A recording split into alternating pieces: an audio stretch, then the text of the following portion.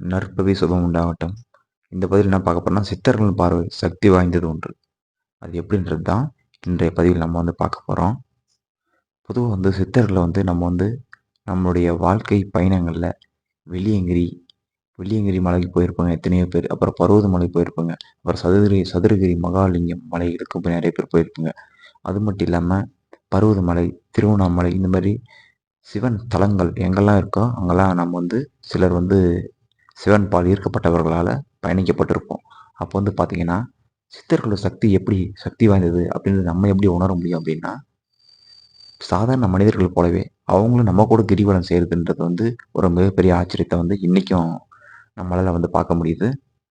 ஒவ்வொரு யுகங்களிலும், ஒவ்வொரு பிறவிகளிலும் சித்தர்களுக்கு கொடுக்கப்பட்ட இறைவன் கொடுக்கப்பட்ட அந்த சரியான வேலைகள், அவங்க அந்த பக்தியில் அழிந்து இறைவனுடைய நாட்டங்கள், பக்தி அது மட்டும் இல்லாம இறைவன் மேல இருக்கிற அந்த பற்று குறைந்து, உலக அழிவு சந்திக்கும்போது, பக்தியை என்ற ஒரு முக்கியமான ஒரு நிலைய தளர்ந்து தள்ளாடி நடக்கும்போது, உலக மக்கள் சித்தர்கள் சித்த புருஷர்கள் அவதாரம் செய்து, சில அதிசயங்கள நிலைநாட்டவும் செய்றாங்க.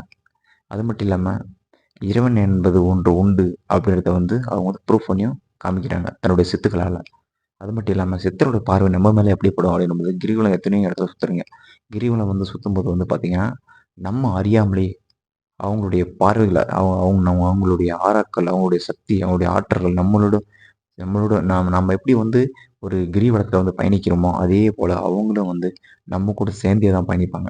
நம்ம கூட சேர்ந்தே தான் அவங்க கிரிவலம் செய்வாங்க. அப்படி செய்யும்போது, நம்ம அவங்க கூட சேர்ந்து நம்மளும், நம்ம கூட சேர்ந்து அவங்களும் கிரிவலத்தில் பயணிக்கும்போது, அவங்களுடைய அபரிவிதமான ஆற்றல், அபரிவிதமான சக்தி என்ன பண்ணும்னு பார்த்தீங்கன்னா, நம்ம மேல பட ஆரம்பிக்கும்.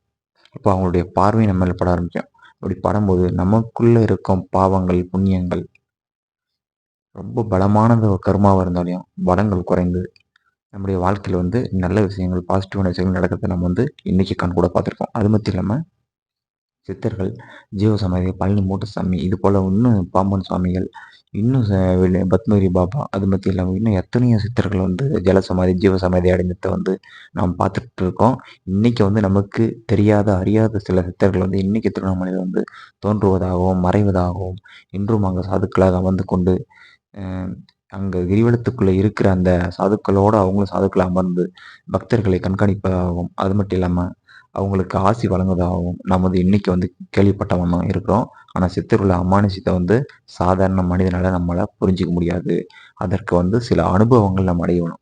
ஒரு பொருட்கள் நம்ம வாங்குறோம்னா, ஒரு பொருட்களுக்கான தேவையான உழைப்பை நம்ம போடணும். அந்த உழைப்பு எடுத்துட்டு தான் நம்ம அந்த பொருட்களவே நம்ம வாங்க முடியும். அது மாரி நமக்கான தகுதி இருந்தா மட்டும் தான், நமக்கான அந்த உண்மையான புரிதல், உண்மையான அன்பு, உண்மையான பக்தி யாரெல்லாம் போறாங்களோ அவங்களுக்கெல்லாம் உண்மையாவே இறைவனுடைய அருள் பரிபூரணமா சிவனுடைய அருள் பரிபூரணமா கிடைக்கின்றது.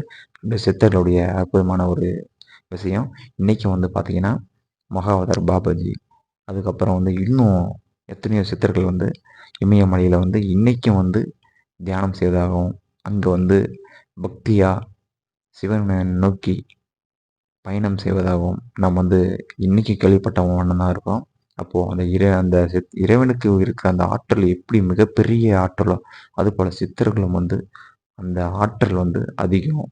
நம்ம ஜஸ்ட் ஒரு 5 நிமிடம், ஒரு 10 நிமிடம் தியானத்துக்கே அவ்வளோ மைண்ட் ஃப்ரெஷ்னஸ் நம்மளுக்கு டென்ஷன் இல்லாம ரொம்ப மனசு ஒரு தெளிவான ஒரு ஒரு அமைதியான ஒரு நிலை எப்படி ஏற்படுதோ மனதிற்குள்ள, சந்தோஷமான ஒரு நிலை எப்படி ஏற்படுதோ, அதுபோல சித்தர்கள் அமர்ந்த அமர்ந்த இடத்திலேயே சூட்சுமமா யார் கண்ணுக்கு தெரியாம மறைவா பல வருடங்களா தியானம் பண்றவங்க. அப்போ அவங்களுடைய ஆற்றல், தியானங்கள், அந்த மின்காந்த ஆற்றல், வான்காந்த ஆற்றல், அந்த ஆற்றல் எப்படி இருக்கும் பாருங்க. அவ்வளோ பயங்கரமா விசித்திரமா இருக்கும். அதனால சிவன் அப்பன் சிவனை தரிசிக்கும்போது, நமக்கு அந்த ஆற்றல் பரிபூரணமா கிடைக்கும். அருள் அவருடைய சிவனுடைய அருள் பரிபூரணமா கிடைக்கும்.